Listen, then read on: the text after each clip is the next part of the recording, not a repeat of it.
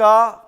और बड़ी खबर इस वक्त बिहार से, और हैरान करने वाली वह तस्वीर भी। दरअसल बिहार में शिक्षा विभाग के अधिकारी के घर पर छापा पड़ा और छापेमारी करने वाले अधिकारियों के भी होश उड़ गए जब उन्होंने देखा कि बेड जो है, बिस्तर जिस पर सोते हैं लोग, उस बिस्तर पर नोटों की गड्डियां भरी हुई थी। तस्वीरें जरा देखिए, नोटों की गड्डियों से ये भरा हुआ बेड। नोट गिनने के लिए मशीन मंगानी पड़ी। बेतिया में डीईओ, डिस्ट्रिक्ट एजुकेशन ऑफिसर जिसे कहते हैं, जिला शिक्षा पदाधिकारी रजनीकांत नाम है, इनके घर विजिलेंस का छापा पड़ा और बरामद नकदी की कुल रकम का अभी तक खुलासा नहीं हुआ है। गिनती जारी है। नोट गिनने की मशीनें मंगाई गई, एक नहीं कई मशीनें मंगाई गई हैं। और समझिए कि जो बिस्तर पर हम आप अमूमन सोते हैं घर में, उस बिस्तर को दरअसल नोटों का बिस्तर बना दिया गया था। और बंडल देखिए, 500 से लेकर 100 सभी तरह की नोटों की गड्डियां, नोटों के बंडल, और ये पूरा बेड जो है नोटों की गड्डियों से भरा हुआ। बिहार के बेतिया में आप समझिए, धन कुबेर जो अधिकारी हैं, काला धन का जो कुबेर है वो मिला है। और ये सीधे सीधे ये तस्वीर बता रही है कि करप्शन की काली कमाई की कहानी, ये करप्शन की काली कमाई है। क्योंकि जिला शिक्षा पदाधिकारी की हैसियत से इतनी ज़्यादा पैसे कैसे इकट्ठा ये करते रहे और कहां कहां इन्होंने घोटाला किया, ये देखना होगा। लेकिन अब देखिए, दो तस्वीरों के जरिए समझिए इस पूरी कहानी को। हाथ में नोट गिनने वाली मशीन है पुलिस के जवान के हाथ में, और वो आवास के अंदर जा रहा है। यही वो जिला शिक्षा पदाधिकारी रजनीकांत जिसके घर में नोटों की गड्डियां बरामद हुई हैं, बेड नोटों की गड्डियों से भरे मिले, और अब नोट गिनने के लिए मशीन मंगानी पड़ी। रितेश हमारे साथ जुड़े हुए हैं। रितेश, ये नोटों की जो गड्डियां दिख रही है, नोटों के जो बंडल दिख रहे हैं, ये कितना होगा, कितनी रकम होगी? क्या अभी कुछ पता चल पाया या अभी भी गिनती जारी है?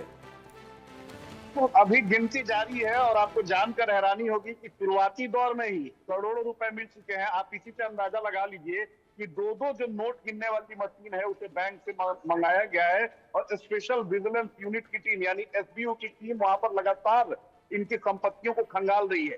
कैश इतनी बरामदगी हो गई है कि अभी जो हमारे संवाददाता हैं बेतिया में, उनका कहना है कि करोड़ों रुपए जो है वो अब तक बरामद किए जा चुके हैं। इसके अलावा चल अचल संपत्ति के कई सारे डॉक्यूमेंट, जमीन में इन्वेस्टमेंट किया है इस घूसखोर अधिकारी ने, इसने फ्लैट में इन्वेस्टमेंट किया है, ज्वेलरी खरीदा है, और इतना शौकीन व्यक्ति था, इतना इसे नोटों से इसे लगाव था, ये बकायदा नोटों की गड्डी का बिछावन बनाकर ये सोया करता था। अब इसी बात से अंदाजा लगा सकते हैं ये किस मानसिकता का व्यक्ति है और ये कितना घूसखोर है।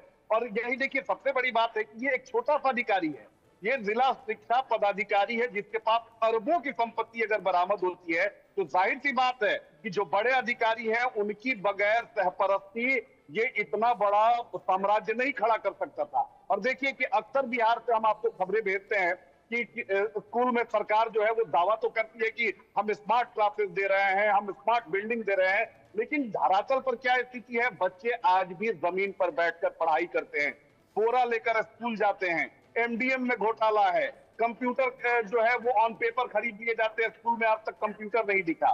तो ये सारी जो चीजें हो रही हैं वो ऐसे ही जो घूसखोर अधिकारी हैं वो बच्चों का जो हक है वो डकार जाते हैं, और जिन लोगों को जिम्मेदारी दी गई है ऐसे घूसखोर अधिकारियों पर नकेल कसने के लिए, उनकी तरफ से कोई मॉनिटरिंग नहीं होती है। और ऐसा नहीं है कि ये इतनी बड़ी रकम इसने उगाही कर ली, अरबपति बन गया, घूस के पैसे से बच्चों की हकमारी की, उसने उनके हक को डकार लिया।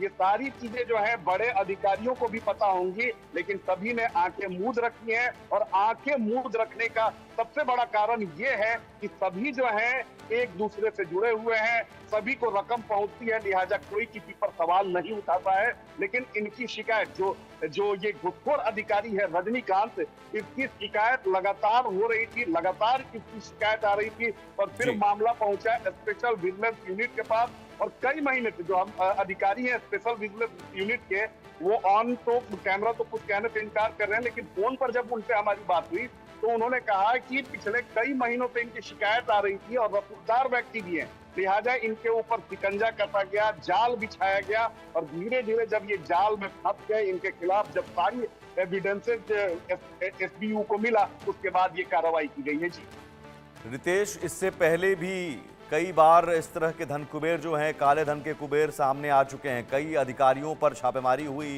तो इसी तरह के नोटों की गड्डियां मिलती रही हैं।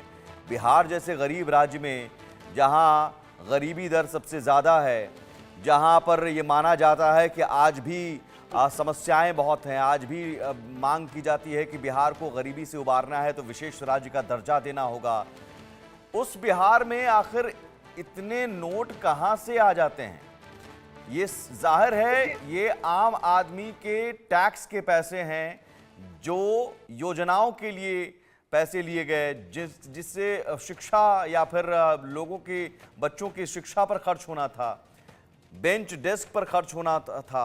सवाल है कि ये इकोसिस्टम बना हुआ है, छापेमारी होती है, बरामदगी होती है, फिर भी अधिकारी नोटों की गड्डियां इकट्ठा करने में लगे रहते हैं और ये सब कुछ चलता है दरअसल किसी एक शख्स की वजह से नहीं। इससे पहले भी मुजफ्फरपुर में बाकायदा एक अधिकारी पकड़ा गया था, गाड़ी से रकम बरामद हुई और छूट भी जाता है, फिर उस पर कोई कार्रवाई भी नहीं होती। अब बिल्कुल सही कहा आपने, क्योंकि देखिए इन्हें पता है कि इनके आका जो हैं वो मौजूद हैं और जाहिर सी बात है कि जब इतनी बड़ी रकम वो उगाही कर रहा है तो वो अपने ऊपर जो लोग हैं जो उसे सहपरस्ती देते हैं, जो उनके ढाल बने हुए हैं, उन तक भी रकम पहुंचती है और इसमें सारी चीजें होती हैं। इसमें पॉलिटिक्स का तड़का होता है, इसमें जाति वाला मामला होता है। तभी तो आप देखिए कि एक अदना सा ये शिक्षा पदाधिकारी है, कई सारे लोग इसके ऊपर हैं, एक अदना सा अगर शिक्षा पदाधिकारी अरबों की संपत्ति अर्जित करके बैठा हुआ है तो आप अंदाजा लगा सकते हैं कि बाकी जगहों पर क्या स्थिति है। और ये कोई पहली घटना नहीं है, कई खबरों को हमने दिखाया है, सुमित आपने भी उन खबरों को पढ़ा है।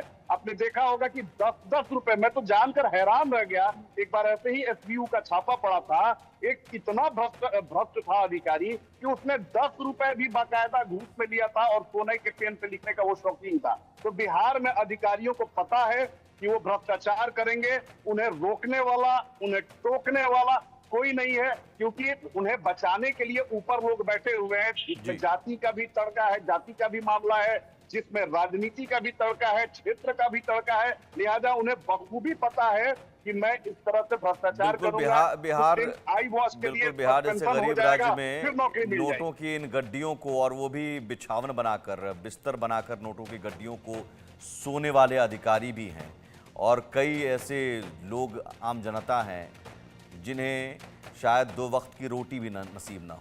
ये बिहार की स्थिति है। बहुत शुक्रिया रितेश तमाम जानकारी के लिए। चलिए आगे बढ़ते हैं और